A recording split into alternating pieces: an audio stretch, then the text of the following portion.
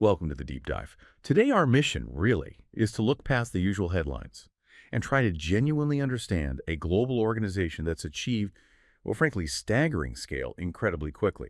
We're talking about the Yael Foundation. If you, our listener, are interested in how private investment can, reshape and maybe even standardize specialized education globally, then this organization, founded just in 2020, is it's quite the case study. We want to examine not just their growth, but the specific choices, the operational things they did to get there. The foundation has this ambitious dual mission, investing in what they call transformative Jewish education. That term itself suggests something new, doesn't it? A kind of reinvention. And the two big goals driving this huge global investment: fostering a deep connection to identity, and maybe most importantly, empowering the next generation of global leaders. Yeah, and I think it's really important to frame that ambition against where they started, because it sets up, well, the central puzzle of this whole thing. Our sources show this massive global project actually began with just one very local act of support. The founder, Uri, he simply wanted to build a Jewish school in his own hometown, just to serve his local community. And that initial desire, meeting that very specific local need, that somehow became the blueprint for this whole worldwide operation. Okay, let's unpack this. Because the speed of the scaling is the first thing that just leaps out at you, right? Yeah. Going from supporting one local school, one place in 2020 to what they are today. Yeah. Feels less like gradual growth and more like, I don't know, some kind of highly efficient, rapid deployment. Yeah. We really need to put the size of this footprint into context. Yeah. When we talk reach, Yale Foundation schools are now in 44 countries. Just think about that. 44 countries, that's almost a quarter of the world's nations. And this is since 2020. Just 4 years. It is pretty amazing. And what's fascinating, I think, isn't just the number of countries. It's the actual physical infrastructure they needed to build to operate across all those different, legal systems, financial rules, educational setups. We're talking about the foundation supporting 113 schools and kindergartens. And that number, 113, it's crucial because it shows their commitment across the board, really. It's a life cycle thing. They aren't just adding programs to existing high schools. They're starting right from the beginning, early childhood, kindergartens, building that foundation right through secondary school. It's like they constructed this immediate global ecosystem. Right, and that's where you go from buildings, from logistics of place to the logistics of learning. That huge infrastructure, Yeah. it directly supports 17,000 children globally. So for anyone out there tracking, philanthropic effectiveness, that combination of speed, 2020 start, the geographical scope, 44 countries, Right. and their student impact, 17,000 learners. It really demands a closer look at how they pulled off this logistical feat. I mean, just think about managing infrastructure development, teacher training, getting curricula approved across places as different as South America, Eastern Europe, Asia. You realize the standard sort of charitable donation model just wouldn't cut it. It needs something else. A specific replicable operational strategy. And this is where that technical balance comes in, which is, I think, critical if you want to understand their model of education through philanthropy. The rapid scale was possible because, well, they didn't try to reinvent the wheel 44 times over. They used a strategy that's very centralized in its design, but then highly decentralized when it comes to actually doing it. So specifically, they developed this comprehensive, high-quality, standardized curriculum framework. Essentially, this framework makes sure the quality is there, that they're sticking to the mission across all 44 countries. But, and this is key, the sources show they give significant autonomy, real freedom to the local school leaders, to handle the local legal stuff, the government requirements, the day-to-day implementation. This ability to centralize the strategic knowledge of what to teach while decentralizing the how to meet local rules, that seems to be the engine that powered the rapid scaling. It avoids those bureaucratic jams that usually slow down international expansion. Okay, that makes sense. That immediately addresses a core worry Right. for anyone watching global education investment. Yeah. Right. How do you keep the standards high Exactly. if you have to bend to local rules all the time? It sounds like their answer is standardize the quality and the vision of the curriculum, but let the local teams navigate the legal maze.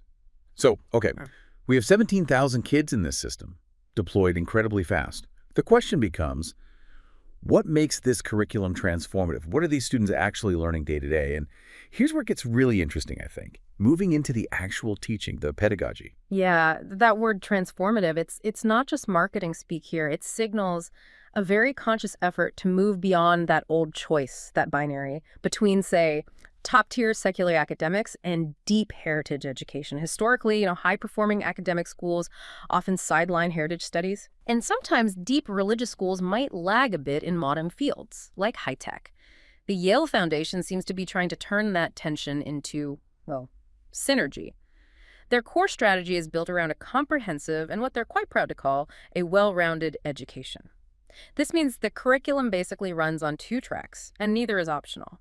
Track 1, the modern stuff, the secular components. We're talking arts, advanced IT, science, languages, the skills you need to compete globally. Track 2 ensures the students get a strong, informed, connected relationship with their heritage and identity. The transformation part is in how seamlessly they integrate it, making sure, for instance, that a student who's mastering AI is just as articulate about their cultural history. Okay, but given that identity focus, how do they make sure the secular parts, the IT, the science, the arts, keep their rigor, that they don't get overshadowed by the heritage requirements? Is there a tension there in practice? How do they balance resources like teacher time? That's the million-dollar question, operationally. The sources suggest they tackle this through heavy investment in teacher development, training specifically for this dual mandate. Their internal training really pushes integrating modern skills into heritage learning. So, for example, using sophisticated IT tools not just for coding, but maybe for analyzing ancient texts or digitally mapping cultural history. Ah, interesting. It's about keeping both streams at a really high professional level. And crucially, this strategic mix isn't just happening during formal school hours, is it? We saw the foundation also heavily supports informal learning structures, which seems like a critical detail if you're analyzing how sustainable this whole model is. Exactly right. The foundation clearly recognizes that identity leadership, these aren't built just through classroom lectures. They actively invest in a whole portfolio of informal learning opportunities, everything from specialized Sunday programs to, comprehensive after-school activities. This hybrid approach, it ensures the lessons about heritage, identity, global connection, they get reinforced constantly in social settings. It turns curriculum knowledge into, lived community experience, and that holistic approach is strategically vital if you want to achieve that second mission, empowering leaders, not just creating smart students. And that shift from classroom knowledge and cultural competence to actual leadership ability, that seems to be exactly what the foundation is trying to engineer with its next layer of programming. Okay, so that brings us right to the mechanisms. How do they actually convert local learners into globally connected leaders? How do you take 17,000 students spread across 44 different cultures and make them feel like, well, a unified group ready to tackle global issues? The answer seems to lie in this highly successful annual program they run, Yael Camp. And this isn't just a summer getaway, right? It sounds like a sophisticated international meeting point designed specifically for leadership incubation, cross-cultural networking. Yeah, Yael Camp acts as the critical application environment. If the schools provide the raw materials, the knowledge, the foundational identity, Right. the camp provides the lab for global collaboration. It brings together Jewish youth from all over the world for a memorable experience. Yeah. And the sources are pretty clear. The focus is on creating specific outcomes, building identity, forging a real sense of belonging, and establishing friendships and networks that genuinely cut across diverse cultures. I think that focus on diverse cultures is the key insight there. The foundation seems to be using the camp to take kids who might share a curriculum framework but live vastly different lives, different economies, different legal systems, and essentially forcing them to collaborate. That exposure, that friction maybe, is what builds the capacity for actual global leadership. Precisely. The camp experience really synthesizes the whole Yael approach. The formal education provided the high-tech skills, the cultural education gave them that shared identity. The informal camp setting provides the chance to apply those skills and that identity in a real multinational context. They're learning how to lead by working across language barriers, across cultural norms. It transforms their local heritage into, well, a platform for international dialogue. It's a really comprehensive cradle-to-global platform approach to development. That is a powerful summary of their mission and how they do it. So what does this all mean for you, the listener, tracking global philanthropy? Well, the Yael Foundation is this massive, relatively new player. Since 2020, they've achieved pretty much unparalleled global reach, 44 countries, 17,000 kids. And they did it through this unique, centralized, decentralized operational model. Their strategic innovation really seems to be in the curriculum, this high-caliber dual mandate that refuses to choose. It combines top-tier modern academics IT arts with a deeply rooted intentional identity, and heritage education. They've essentially designed a blueprint for high-impact, rapid global scaling in the education sector. And this rapid, high-impact model leaves us with a final thought for you to consider.